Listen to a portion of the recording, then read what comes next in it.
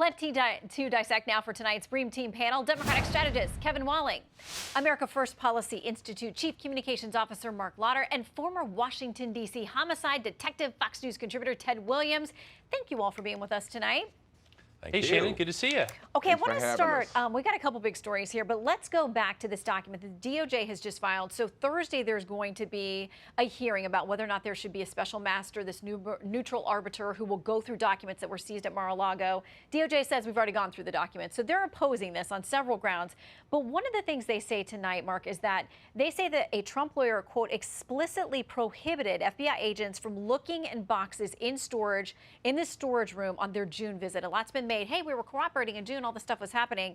But there are new claims in here, including tonight, that they were kept away from boxes they wanted to see and thought they needed to see. Yeah, and I think that's where we get some of the crux of the issue and why they want a special master is because the FBI has even admitted when they have reviewed the documents, they have found privileged information, which could include attorney-client privileged information, which would obviously be, the property of the president or the former president. So I would understand why they would be questioning whether the agent should be looking in all of these boxes when there could be materials in there that shouldn't be provided to law enforcement. Okay, another thing that they have in this filing is they say that a Trump lawyer, and I'm having a hard time reading my writing as I'm chicken scratching reading through this thing, but they say they never asserted to the FBI that he had declassified the records. Ted, what do you make about what we're learning? I mean, you've done many a search warrant.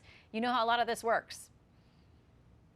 Absolutely, and I've handled some of these as a lawyer also, and I can tell you that the president in and of himself cannot just willy-nilly by the stroke of a pen declassify documents. I think one of the questions that I want answered, Shannon, is why in the hell did a president of the United States, a former president of the United States, have to have these kind of documents in his basement? I've seen videos and I've seen pictures of these documents, and these are documents that could hurt and harm the United States of America, and I'm very troubled by that, and that's the question I want. When it comes to a special master, I don't believe a special master is necessary. They told the magistrate judge who signed this warrant that they were going to have a filter team there. And what they had was that filter team. They filtered out the attorney-client privilege information. And I really believe that there is no need for a special master. Okay, so Kevin, his team will argue it's not just about the attorney-client privilege, though, that there is executive privilege. They think that the Presidential Records Act is being completely disregarded by the FBI. So they say it's not just about what that taint team did. They think there are other things that need to be handled as well. Yeah, Shannon, we certainly have more questions than answers, but two things are becoming very much clear as part of what we've seen just tonight. Number one, the fact that the president never asserted privilege over these documents is inherent in this document, this 36-page document that we have. On two separate occasions, when those documents were taken previously from Mar-a-Lago, that was never exercised. And number two, that photo, I think, is so damning for anyone watching when you see that classification of top secret SCI, that special compartmentalized rating for these documents. These are documents that should never leave the confines of the White House, the Pentagon, or a secure area. And the fact that so many of them, double the number of what the Trump team said originally, were found is really stunning, I think, as part of this. So the former president's supporters will say he, as commander-in-chief, had the authority to declassify these documents and handle them as he chose after they had been declassified. So his side of the argument will be heard in court on Thursday. What we've got tonight is this document from the DOJ making these accusations.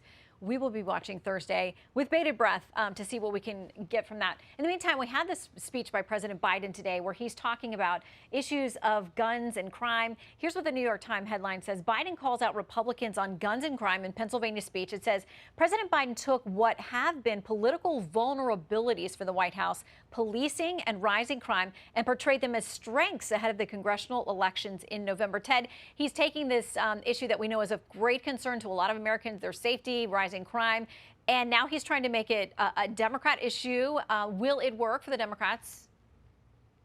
You know, it could very well work. We are in a political season here where the midterms are right upon us right now. And the Republicans have always been considered the party of law and order. And then we had January the 6th, and we seen all those police officers that were injured on Capitol Hill. And we heard the Republicans saying that these individuals, not all Republicans, but some of them, saying that these were patriotic situations. So I think what Biden has done is turn the script around on the Republicans. And as you remember, Shannon, it was the Democrats who were talking about defunding the police. And now all of a sudden, the Republicans have fallen into a trap because what they're talking about is defunding the FBI. And damn it, Shannon, we need the FBI in this country. There are people internationally and locally that wants to harm us. And we need good law enforcement in this country. So, Mark, what about that? Because the president is now trying to paint it as if the majority of Republicans, or even the majority of those who support former President Trump, don't think January 6th was that big of a deal. Well, I think this is going to fall on deaf ears because, I mean, we have, just months and months and months of clips of people saying defund the police, the Democrats saying defund the police.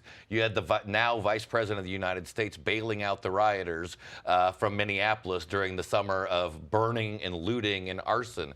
So it's not going to be an argument that I think wins. And I think everyone in the Republican Party, many have said, look, this was a very dark day. And those folks who crossed the line, who went into the Capitol and committed violence, should face the weight of justice.